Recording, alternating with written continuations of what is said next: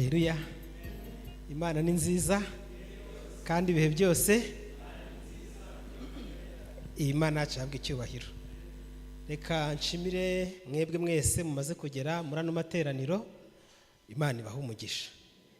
Imibare aho kugira ngo igende igabanuka ikomeje kugenda yiyongera, nabyo ndabibashimiye rwose. Iki gihande nta bantu bari bakicayemo, uyu munsi ubona ko bakicayemo. Dutangira kiriya gihande nta muntu wari ukicayemo. Umunsi w'ejo wa kabiri iki gihande bakicaramo, turavugana ngo uwaje naze gusiba, none uyu munsi n'iki gihande bakicayemo. Urabona rero ko turimo tugenda twiyongera. Imana ibaha umugisha. Mukuru w'itorero yarabivuze, mukuru aravuga ngo natwe mujye mutunezeza. Iyo mwaje ngo turanezerwa, umuntu akumva afite akanyamuneza. Uretse ko ntacyo yabeshyeho, gusa tutirengagije ko mu isi habaho ibibazo bituma rimwe na rimwe umuntu ataboneka kandi yabyifuzaga. Ushobora kunezerwa, ariko burya abantu batanabonetse umurimo w'Imana ntiwabura gukorwa. Icyo nshaka kuvuga ni iki rero? Ntabwo nshatse kuvuga ngo muje cyangwa nimuze byose ni kimwe, ntabwo ari kimwe. Ahubwo twabonye ko, kandi niko kuri, mu gihe namaze mu murimo w'ivugabutumwa, iyo abizera bitabira amateraniro ari benshi cyane, n'abashyitsi barizana nta n'umuntu uraritse. Ariko iyo batitabira n'abashyitsi baza bari bake cyane. Ubwo rero iyo tuza turi benshi biba biri gutanga amahirwe menshi cyane yo kubona n'abashyitsi dukomeza kugenda turarika, bakagenda baza kwifatanya natwe. Kandi niyo baje muri twebwe bagasanga turi benshi, babona ko ibintu byacu twabihaye agaciro, nabo bakabyitabira cyangwa se bakarushaho kubikunda. Ubwo rero ndabashimira ko urwo ruhare mwarugize. Nababwiye ko abo twari kumwe mu bihe byashize, uru ruhare muba muri kugira ni uruhare rw'ivugabutumwa rishobora kuzana bene umushyitsi akaba yabatizwa kuko akubonye uza mu rusengero. Ubwo rero iyo mubona tuza turi benshi, mujye mumenya ko presence yacu ubwayo haba hari ikindi ivuze mu byerekeranye n'agakiza k'abandi n'akacu bwacu nako karimo. Imana rero ibaha umugisha. Reka ndebe niba hari abashyitsi batari Abadiventiste umunsi wa karindwi bamaze kugera hano kugira ngo tubahe impano baba bateguriwe, kuko ziba zihari zateguwe. Hari abashyitsi badasengera mu Badiventiste bamaze kubana natwe kugera hano muri rusengero ngo dusengane. Abashyitsi batari Abadiventiste umunsi wa karindwi, ndabona ntabo ndi kubona, ariko niba bahari ubwo turaza kubagenera impano twabateguriye. Reka nihute mu cyigisho cy'uyu munsi, ne gutinda cyane muri byinshi. Tugiye kwigana ku nsanganyamatsiko idushishikariza kubaha ababyeyi, ariko kandi tukanumva urubyiruko. Ni ibintu bibiri. Iyo turi gusoma Bibiliya tubona ko ari itegeko ry'Imana ko abatuye mu isi bose bubaha ababyeyi babo, bubahe so na nyoko. Kandi impamvu yo kubaha yaravuzwe muri Bibiliya, ni ukugira ngo urame, kugira ngo uramire mu gihugu Uwiteka Imana yawe iguha. Rero abashaka kugira ibanga ryo kurama myinshi, kubaho imyaka myinshi, ibanga rya mbere riri mu kubaha ababyeyi, kuba bafite cyangwa se ababarera. Ariko nanone hari igihe ababyeyi bakunda gukoresha iri somo nk'ikintu kibashyigikira, ngo igihe cyose bubahwe, ariko ntibashake kumva abo babyaye. Niyo mpamvu nashatse rero ko ibi bintu uko ari bibiri twabihuriza hamwe, twubahe ariko tunumve abo twabyaye, kuko hari igihe baba badukeneye. Impamvu nabitekerejeho nuko uyu munsi umuryango hari ishyano ryagwiriye imiryango yacu muri iyi minsi y'imperuka. Iri shyano rero, igishushanyo nakoresheje gikozwe mu bibiriti, ariko tukaba twakongejemo urumuri. Uru rumuri, ibishushanyo ubona ni abantu babiri, umugabo n'umugore, ariko hagati yabo hakaba hari urumuri. Uru rumuri rero hatabayeho kwigengesera, kuko ishusho ikozwe mu myambi, murumva hacura iki? Hashya umuriro ukaka. bivuze ngo rero mu miryango yacu biba bidusaba kwigengesera kenshi, kubera yuko tumeze nk'abantu bafite urumuri rwiteguye kuhatwika. Uku kwigengesera rero biba isomo rikomeye rijya rigora benshi. Ababyeyi benshi bakunze gushinja urubyiruko ko urubyiruko rw'ubu rwahindutse rutumva, ariko nanone urubyiruko narwo rukavuga ngo ntitwumvwa, ntabwo dufite aho tuvugira. Izi conflict ebyiri ndazisobanuraho gato cyane muri psychology, niyo nahayifashisha ndayivuga mu ncamake ku mpamvu z'iki kintu. Icya mbere, mu mikurire y'umuntu iyo ari gukura mu gihagararo no mu myaka, kambivuga gutyo, iyo ari akana gato, ibyo ababyeyi bavuze katanatekereje, katanatanze n'igitekerezo cyangwa se nuko kabyumva, ababyeyi bateganya ko ako kana kagomba kumva ibyo umubyeyi yavuze. Ariko uko wa mwana agenda akura, hari imyaka ageramo, noneho nawe agashaka kongeraho ikibazo kibaza ngo waye kubera iki. Njya nkunda gutanga urugero, mu ishuri niga, hari aho nigeze kuba umuyobozi w'abanyeshuri, ntabwo ari hose. Noneho abanyeshuri iyo nababwiraga guceceka, barambwiraga ngo utubuza, iyo nabuzaga gusakuza, ntabwo nabuzaga guceceka, iyo nabuzaga gusakuza barambwiraga ngo utubuza gusakuza uri nkandi, noneho bagasakuza. Ariko kugira ngo ngere ku ntego yanjye kugira ngo baceceke, nkahita niba mbonye nk'umuntu ari gusakuza ari kuvuga cyane, nahitaga mubwira ngo komeza uvuge ntuceceke. Agahita nsubiza ngo untegeka kuvuga uri nkandi. Ndacecetse maze ndebe. Njyewe nashakaga kumubona yacecetse, ariko iyi myaka uyu muntu aba agezemo ni imyaka iba imeze nk'imyaka yo kwigumura ku mategeko. Iyo umuhaye itegeko arabaza ngo kubera iki iri tegeko, rimwe na rimwe nashaka no kurigenderamo. Wamubwira gukora icyo umubwiye gukora, akora ikinyuranyo cyacyo. Akenshi niko bigenda. Noneho rero umubyeyi avuka abona umwana we ari muto. Burandagira ngo mbabwire bantu muri aha ngaha, abafite amahirwe yo kugira ababyeyi n'uyu munsi mukibafite, baracyabafata nk'abana. Hari igihe umubyeyi aba yarabyaye, yasura umubyeyi akavuga ati mwana wanjye se ndagutekera gaki, inzara yakwishe mwana wanjye, kandi wenda uri umubyeyi wiyubashye, nawe mu rugo ufite ibyo kurya washyashyanye, ariko nta mwana ukura ku mubyeyi we. Aba bana bari gukura rero hari igihe birengagiza cyangwa se bibagirwa ko nta mwana ukura ku mubyeyi, bakibona nk'abagabo cyangwa se bakibona nk'inkumi. Noneho umubyeyi we nawe akananirwa kwakira ko wa mwana yakuze, agakomeza kubona wa mwana nk'umwana ari butegeka ibintu byose. Iyo rero hatangiye kubaho kudahuza ibyo bintu bibiri, niho rimwe na rimwe amakimbirane hagati y'ababyeyi n'abana babo avuka. Umwana ugasanga ntari kumvira umubyeyi we, n'umubyeyi ugasanga ari kugenda avuga ngo abana banjye bananiye, nyabuna mu nsengere, ntako nagize, ariko muri iki gihe ntabwo bari kumva. Izi ngorane rero iyo zititondewe zizana amakimbirane ashobora kumara imyaka myinshi hagati y'umubyeyi n'umwana. Ariko nanone ni imihindagurikire ibiri kuba, iyo bihawe umwanya ukwiye hari ikivamo. Abefeso 6:1 haravuga ngo bana mujye mwumvira ababyeyi banyu mu mwami wacu, kuko ari byo bibakwiriye. Abantu bategetswe kumvira ababyeyi, abana bategetswe kumvira ababyeyi. Kandi Pawulo we yaje no kongeraho, ndumva ari Petero, ku itegeko ryo kumvira nta nubwo bisaba ngo baba ari beza. Niyo umubyeyi wawe yaba ari mubi, yarakubyaye. Kandi buriya iyo murebye urugendo umuntu anyuramo kugira ngo agere aho tugeze, haba hari byinshi ababyeyi bacu badushoyeho uko byagenda kose.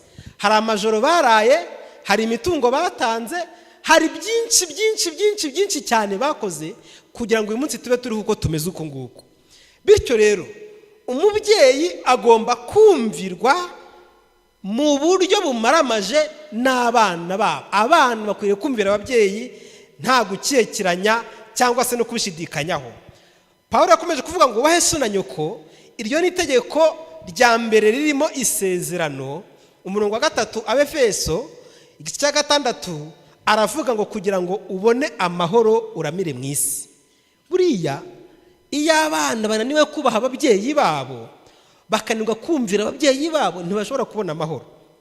Ndabyibuka umubyeyi wanjye mama, hari igihe yigeze kutwereka umugabo, abana be bari kumusuzugura, bari kumutuka, hari byinshi cyane bagenda bamukorera bitandukanye. Aratubwira ngo murareba uriya mubyeyi ibintu ari guhura nabyo, uburyo abana be bari kumufata, ibyo bari kumukorera byose murabibona? Turikiriza ngo turabibona.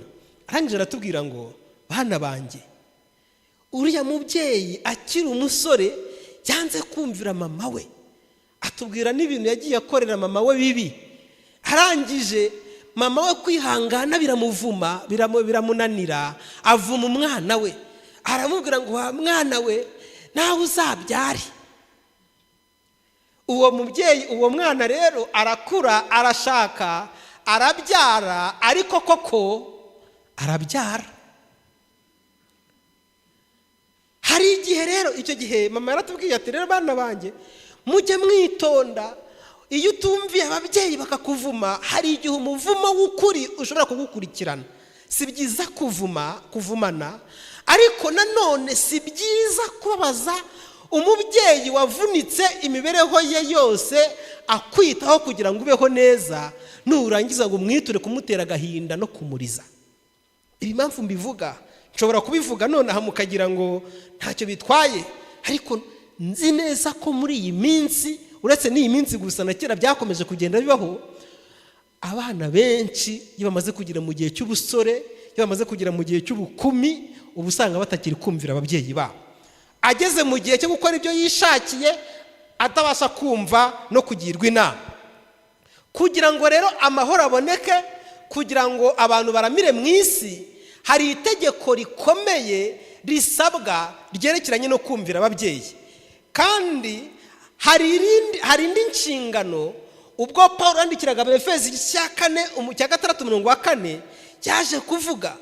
Ntabwo inshingano zo kubaha no kumvira hagati y'ababyeyi n'abana ari inzira imwe, umurongo umwe, one way, ahubwo aravuga ngo namwe base nimugasharirire abana banyu, ahubwo mubarere, mubahana, mubigisha iby'umwami wacu. Iyi ni indi nshingano yongera guhabwa ababyeyi. Namwe base ntimugasharirire abana banyu. Ariko mbabwire, hariho ababyeyi basharira, uretse ko ari umuco wa Kinyafurika. Ababyeyi bo muri Kigali bo sindabimenya cyane kuko mba mbona bo bagerageza, ariko nk'ababyeyi bo mu cyaro hanze ya Kigali basharirira abana ku buryo umwana agira mu rugo se arimo akajya kwihisha kubera ukuntu umubyeyi wabo ameze. Ntabwo mu by'ukuri aricyo gikwiriye. Kandi reka mbabwire mw'ababyeyi mwe nshuti zanjye, iyo utubatse isano yawe hagati n'umwana wabyaye hakiri kare, akagera mu myaka akeneye inama zawe zizamwubakira imyaka y'ubuzima bwe isigaye, atakibasha kukugirira icyizere cyo kukubwira byose, ujye umenya kuri gutsindwa, hari ikintu gikomeye uri guhusha. Aba bana haba hari igihe bakeneye kutuganiriza, bakatubwira amakuru y'ubuzima bwabo bwite, ariko bakabura aho bahera kubera yuko hagati yacu nabo hari urusika, hari umworera usa nkaho uri kudutandukanya nabo utagakwiriye kuba uhari. Nta cyizere badufite cyo kutubwira byose. Munsi umwe ndi kugenda mu modoka, hari aho nari ndimo mva naho nari ndimo njya, ntabwo ndi buhavuge. Hari umubyeyi wambereye wamaye icyigisho gikomeye, ari umubyeyi w'umugabo. Nuko muri iyo modoka ababyeyi bagendaga bavuga ukuntu abana babo nta kintu bababwira, ahubwo bajya kumva bakumva amakuru, bari kuyumva n'abaturanyi n'inshuti yerekeye abana babo. Maze umubyeyi umwe w'umugabo aba aravuze ati, rero njyewe biba mu rugo rwanjye bitandukanye n'ibyanyu. Njyewe abana banjye bambwira byose, kugeza no ku musore ubegera aje kubatereta. Umunsi wa mbere aje abegera, umwana akagenda akabwira se ati, papa urabizi uyu munsi aho nagiye hari umuhungu uteye gutya na gutya na gutya na gutya, umeze uku nuku, yaje aranyegera anganiriza ibi n'ibi n'ibi. Umusubiza ngo iki? Namubwiye uku nuku nuku. Bigenda bite? Mwaje gutandukana mute? Gahunda ihari ni iyi. Bakabiganira bitaragirana kuri. Ariko biki gihe basore muri aha ngaha, abakobwa mukunda, mwari mwababwira ababyeyi banyu? Nkumi muri aha ngaha, abari kubarambagiza, mwari mwabibwira ababyeyi banyu? Burareka mbabwira ibanga rikomeye basore inshuti zanjye, ibanga rikomeye mw'iyi si. Nta wundi muntu uzabona ugukunda wa mbere kurenza umubyeyi wakubyaye muri iyi si. Yego hariho n'ababyeyi nabo. Hari umusore, ubu ni umugabo, wigeze kumbwira ikintu gikomeye.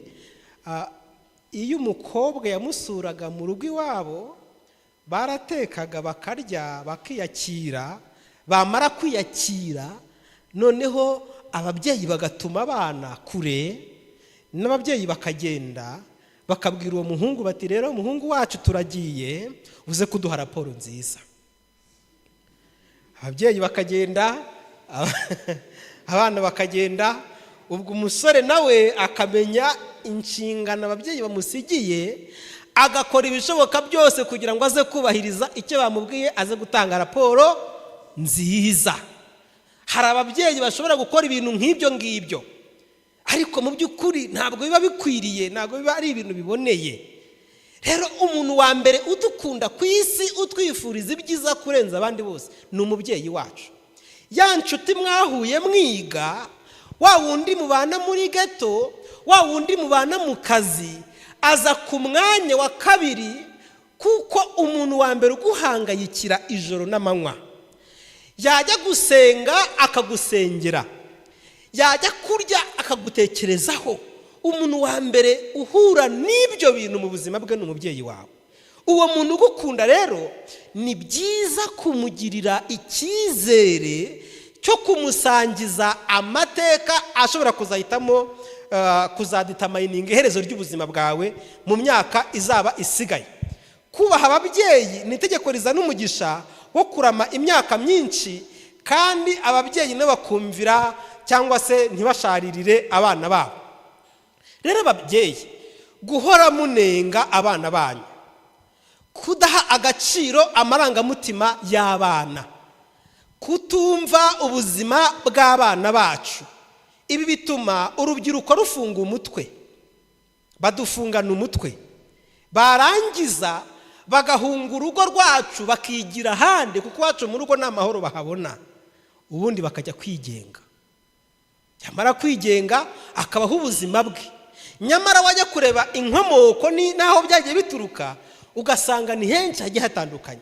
Reka mbabwire, ntabwo nshaka kuvuga kwirengagiza gutega amatwi urubyiruko gusa mu muryango ingorane bizana, ahubwo ndagira ngo mbabwire yuko no mu itorero, iyo abayobozi b'itorero birengagije gutega amatwi urubyiruko no kubagira inama hakiri kare, hangirika byinshi, ndetse bamwe bakaba banapfa.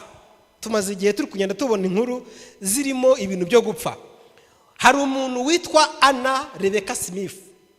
Uyu yavutse mu mwaka w'1828, aza gupfa mu mwaka w'1855. Yavutse mu bana 4, akaba yari mushiki wa Uriah Smith wanditse igitabo cya Daniel n'ibyahishuwe. Uyu mukobwa Anna Rebecca Smith yavukiye mu itorero ry'abametodiste, ariko aza kuba umudivantiste afite imyaka 10.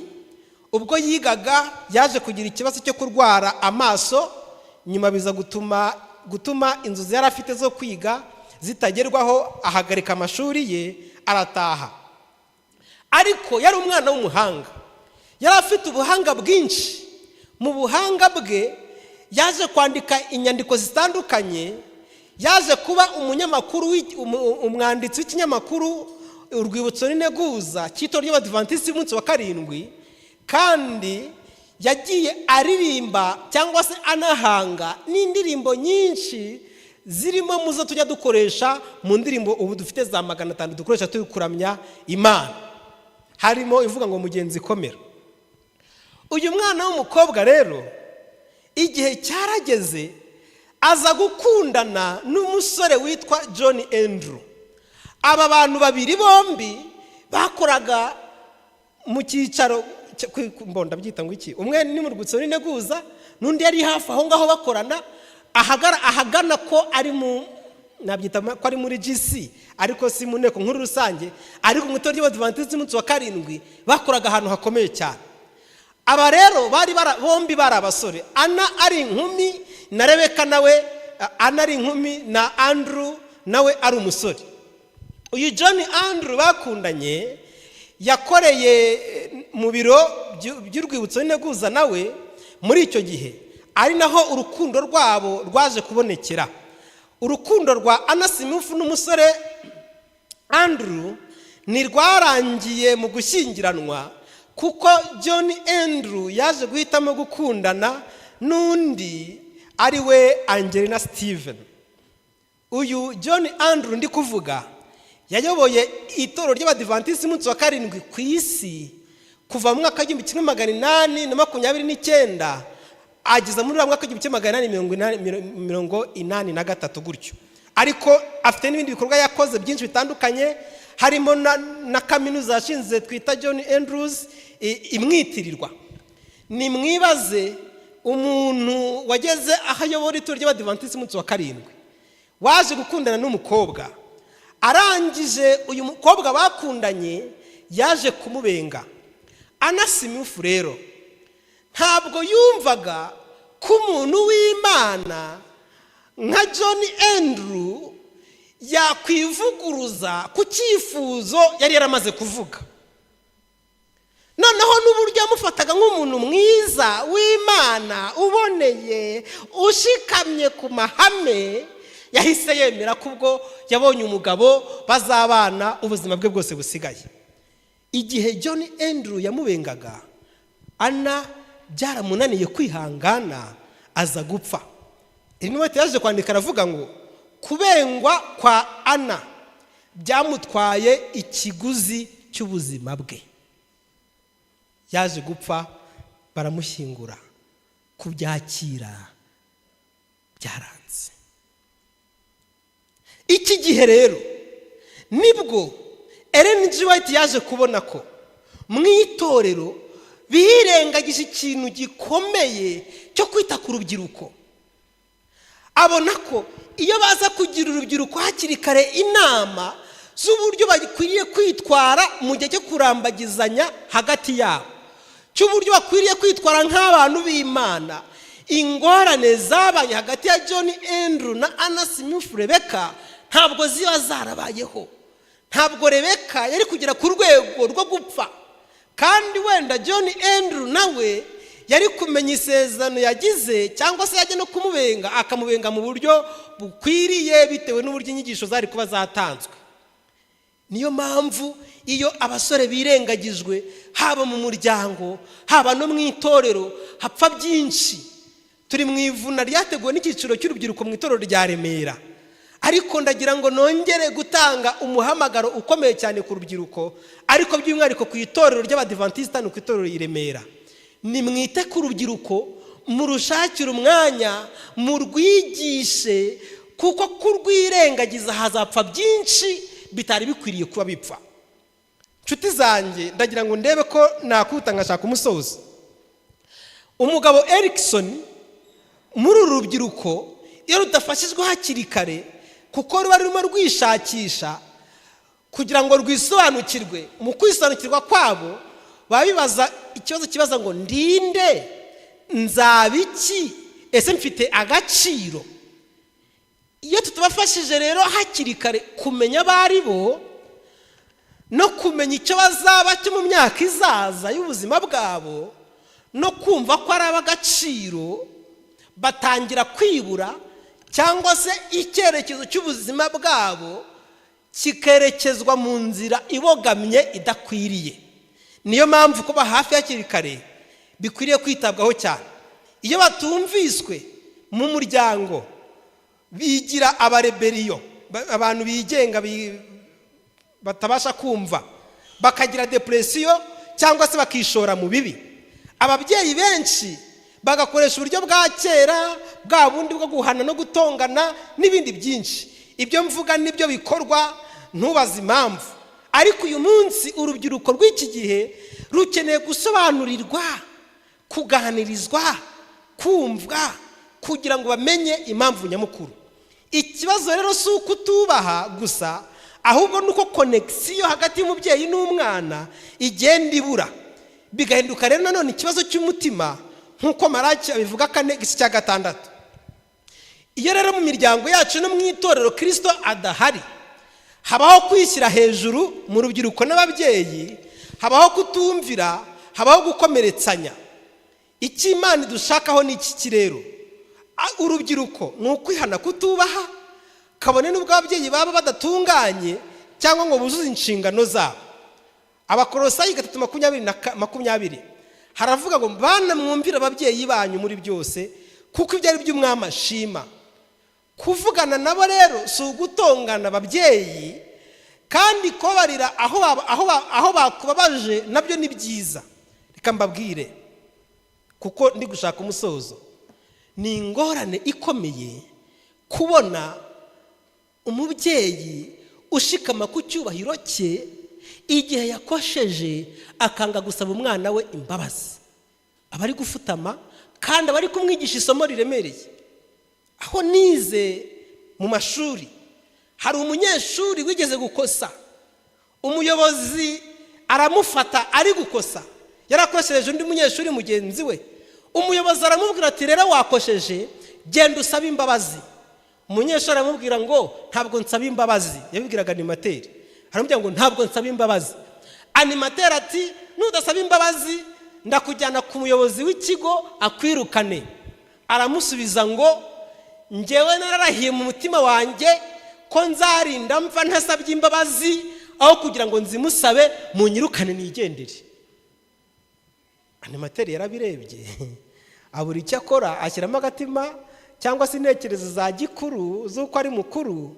Umwana aramureba arebye ari kwigira, aramwihorera. Ariko nimutekereze, aho umuntu agira umutima uvuga ngo nahisemo ko nzarinda mpfa nasabye imbabazi, no mu mafuti no mu makosa ntusabe imbabazi. Babyeyi, igihe mwashaririye abana banyu nimubasabe imbabazi. Bana, igihe mutumviye ababyeyi banyu nimubasabe imbabazi. Kristo yimike mu mitima yacu, urukundo ruboneke, twumvikane, kuko nibyo umwami ashima. Rero hari umwana ugeze kuvuga ngo, ndetse ubwo nasomaga byerekeranye n'iyi nkuru ye, ni uko uyu mwana yaje no kwiyahura azize ko ngo papa atigeze amubwira ko amukunda. Papa ntiyigeze amubwira ko ankunda, ariyahura. Ngo nuko batamubwiye ko. Nimubibabwire rero babyeyi, iyo twangije urubyiruko tuba twangije ejo hazaza habo. Iyo tutubaha ababyeyi dutakaza imigisha yo kurama no guhirwa. Umuryango ukomeye si utagira ibibazo, ahubwo n'ufite abantu bemera guhinduka. Ngarutse kuri iki, reka kompiyuta nyigire gutya. Ngarutse kuri iki ngiki rero, nshaka kuvuga ikintu kimwe gusa. Nasomye mu gitabo cyitwa Amategeko. Baranditse baravuga ngo ababyeyi benshi bapfa ku bituro byabo, haba handitswe ko bapfuye bazize abana babo batubahirije inshingano bagombaga gukora yerekeranye n'itegeko ry'Imana rivuga ngo ubahe so na nyoko. Ngo iyo babubaha ababyeyi babarumvira itegeko, ngo ababyeyi benshi ntibapfa uko bapfa muri iki gihe, kuko ngo hari abapfa bapfuye imburagihe. Ngo noneho ngo umwana umubyeyi we yamara gupfa akajyana bya bintu byose dutanga contribution, abatuye mu cyaro batabubakiye nibwo bibuka kububakira, abatarakoze ibindi byinshi cyane nibwo bibuka ko bagombaga kubikora, bagatangira gushaka kubikora mu mitagihe. Ngo iyo bahagaze ku irimbi barimo bari kurira ko umubyeyi wabo bamukundaga, ngo abamarayika bo mu ijuru baba bari gukora nyete, bakavuga ngo uyu mubyeyi nubwo apfuye azize ko abo yabyaye batamwitayeho, batamukoreye ibikwiriye. Iyo baza kumukorera ibikwiriye ntabwo uyu mubyeyi aba apfuye kubera ko abana be bamurangaranye bitari bikwiriye. Bityo urwo rupfu rugashyirwa kuri abo bana batumviye itegeko ryawe Yesu na nyoko kugira ngo uramire mu gihugu Uwiteka Imana yawe iguha. Niyo mpamvu nshuti zanjye dukwiriye gukora ibishoboka byose kugira ngo iyi si tuzayiveho tutanduranije n'ababyeyi bacu, kandi n'ababyeyi bacu nabo bakwiriye gukora ibishoboka byose kugira ngo iyi si bazayiveho batanduranije n'abana babyaye. Nk'ababyeyi mwe mujya kutubyara nkatwe abana ntabwo twabwiye ngo mutubyare, siko biri. Ariko nubwo tutayibabwiye twagize ayo mahirwe yo kuvuka kubw'umugisha w'Uwiteka w'Imana. Bityo dufite inshingano zo kubakunda, namwe mufite inshingano zo kudukunda. Ubwo ndavuga muri rusange, Imana twese iduhe guhagarara mu mwanya ukwiriye, twumvikane hagati y'abana bacu n'ababyeyi bacu, kandi dukomeze kugira uruhare mu murimo wo gutoza urubyiruko mu itorero ryacu ry'Abadiventisti umunsi wa karindwi ngo bakore ibikwiye, bahitemo neza hakiri kare. Nibyo mbasabira, nanjye nisabira mu izina rya Yesu.